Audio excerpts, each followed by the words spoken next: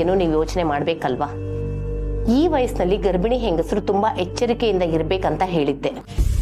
Doctor, report ಅಲ್ಲಿ ಏನಿದೆ? ನನ್ನ ಮಗು ಆರೋಗ್ಯವಾಗಿದೆ ತಾನೆ? ನಿಮ್ ಜೊತೆ ನಿಮ್ ಮನೆಯವ್ರೇನಾದ್ರೂ ಬಂದಿದ್ರೆ ಅವರನ್ನು ಒಳಗಡೆ ಕರೀರಿ. ಈ ವಿಷಯನ ನಿಮ್ಮಿಬ್ಬರಿಗೂ ಹೇಳ್ಬೇಕಾಗತ್ತೆ. ಇಲ್ಲ ಡಾಕ್ಟ್ರೆ, ತುಂಬಾ ನೋವು ಕಾಣಿಸ್ಕೊಂಡಿದ್ರಿಂದ ತಕ್ಷಣ ನಾನು ಒಬ್ಳೆ ಬಂದ್ಬಿಟ್ಟೆ. ಮನೇಲಿ ಯಾರೂ ಇರಲಿಲ್ಲ. ಏನಾಯ್ತು ಡಾಕ್ಟ್ರೆ? ತುಳಸಿ ಅವರೇ, ನೀವು ಸ್ವಲ್ಪ ಧೈರ್ಯವಾಗಿರ್ಬೇಕು. ಹೊಟ್ಟೆಲಿರೋ ಮಗು ಬೆಳವಣಿಗೆಯಲ್ಲಿ ವ್ಯತ್ಯಾಸ ಕಾಣಿಸ್ತಿದೆ. ಮಗು ಆರೋಗ್ಯದಲ್ಲೂ ಸಮಸ್ಯೆ ಆಗಿರೋ ಚಾನ್ಸಸ್ ಇದೆ. ಅಷ್ಟು ಮಾತ್ರ ಅಲ್ಲ, ನೀವು ತುಂಬಾ ವೀಕ್ ಆಗಿರೋದ್ರಿಂದ ನಿಮ್ ಜೀವಕ್ಕೂ ಅಪಾಯಗಳಾಗೋ ಚಾನ್ಸಸ್ ಇದೆ. ನೀವು ಇಮಿಡಿಯೇಟ್ ಆಗಿ ಅಡ್ಮಿಟ್ ಆಗಬೇಕು. ನಾರ್ಮಲ್ ಡೆಲಿವರಿಗೆ ಕಾಯಕ್ಕಾಗಲ್ಲ, ಸಿಸರಿಯನ್ ಮಾಡಬೇಕಾಗ್ಬೋದು. ಆದ್ರೆ ಡಾಕ್ಟರ್, ಇಷ್ಟು ಬೇಗ?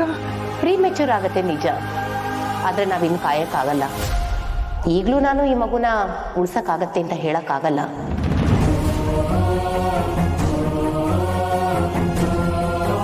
ದಯವಿಟ್ಟು ಹಾಗೆ ಹೇಳ್ಬೇಡಿ ಡಾಕ್ಟರ್. ನಿಮ್ಮನ್ನೇ ದೇವರು ಅಂತ ಅನ್ಕೊಂಡು ಕೈ ಮುಗಿದು ಬೇಡ್ಕೋತೀನಿ. ನನ್ನ ಮಗುಗೆ ಏನೂ ಆಗ್ಬಾರ್ದು. ನನ್ನ ಮಗು ಉಳಿಬೇಕು.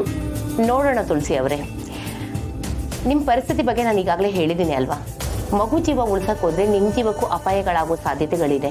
ಪರವಾಗಿಲ್ಲ ಡಾಕ್ಟರ್, ನನ್ನ ಪ್ರಾಣ ಹೋದ್ರೂ ಪರವಾಗಿಲ್ಲ, ಆದ್ರೂ ಮಗು ಜೀವನ ಉಳಿಸಿ. ನಮ್ಮ ಪ್ರಯತ್ನ ನಾವು ಮಾಡ್ಬೋದು ತುಳಸಿ ಅವರೇ. ನೀವು ಆದಷ್ಟು ಬೇಗ ಅಡ್ಮಿಟ್ ಆಗಿ. ಈಗಾಗಲೇ ನಿಮ್ಮ ಆರೋಗ್ಯ ತುಂಬಾ ಕ್ರಿಟಿಕಲ್ ಸ್ಟೇಜಲ್ಲಿದೆ. ಸ್ಕ್ಯಾನಿಂಗ್ ರಿಪೋರ್ಟ್ ಪ್ರಕಾರ ತುಂಬಾನೇ ಸಮಸ್ಯೆಗಳಿದೆ. ಇನ್ನು ತಡ ಮಾಡಬೇಡಿ. ನಮಗೆ ನಿಮ್ಮ ಮಗು ಮತ್ತೆ ನಿಮ್ಮ ಪ್ರಾಣ ಎರಡೂ ಮುಖ್ಯನೇ. ಆದರೆ ನಿಮ್ಮ ಆರೋಗ್ಯ ಸ್ಥಿತಿ ನೋಡ್ತಾ ಇದ್ರೆ ನಿಮ್ಮ ಜೀವಕ್ಕೆ